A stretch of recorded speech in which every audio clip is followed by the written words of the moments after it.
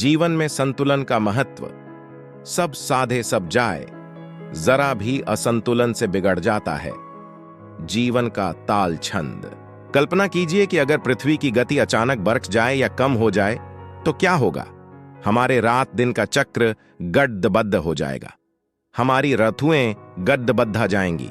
इसलिए सृष्टि में हर जगह संतुलन है। जीवन संतुलन से ही सधता है। जरा भी असंतुलन इसका ताल छंद बिगाड़ देता है। दरअसल पूरी सृष्टि ही संतुलन पर टिकी है। संतुलन बिगड़ जाए तो सृष्टि का मिजाज बिगड़ जाता है। आजकल बेमौसम बारिश, ठंड के दिनों में गर्मी आदि इसी असंतुलन का नतीजा है। फिर जीवन भला कैसे किसी असंतुलन को झेल सकता है। यथा पिंडे तथा ब्रह्मांडे। ब्रह्मांड की संरचना का सूक्ष्म रूप ही तो यह पिंड, यह पृथ्वी, हमारा यह शरीर है। इसलिए अकारण नहीं कि ब्रह्मांड में कोई असंतुलन होता है तो हमारे शरीर पर भी उसका असर नजर आने लगता है।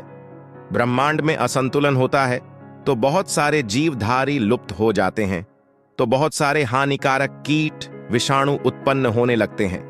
पृथ्वी का चक्र असंतुलित हो जाता है, हमारा शरीर रुग्ण रहने लगता है। अब तो विज्ञान ने भी सिद्ध कर दिया है कि ब्रह्मांडीय असंतुलन से हमारा मन, हमारा मिजाज भी प्रभावित होता है। उसमें नकारात्मक प्रतिक्रियाएं उभरनी शुरू हो जाती हैं। इसीलिए बुद्ध ने जीवन में सम्यक व्यवहार को महत्वपूर्ण माना। सम्यक भोजन, सम्यक नींद, सम्यक आचरण। जीवन में अति को कभी उचित नहीं माना गया।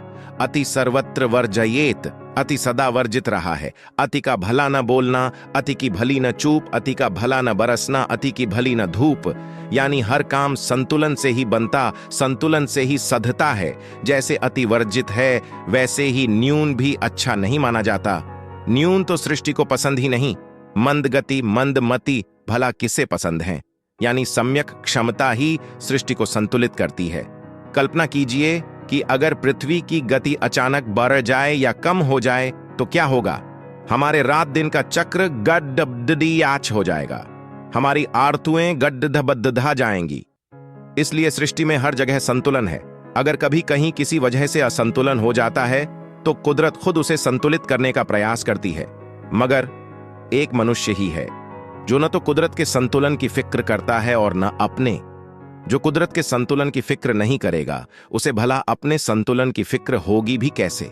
मनुष्य को सब कुछ चाहिए, उसे जो दिख जाए, जो पसंद आ जाए वह उसे चाहिए ही।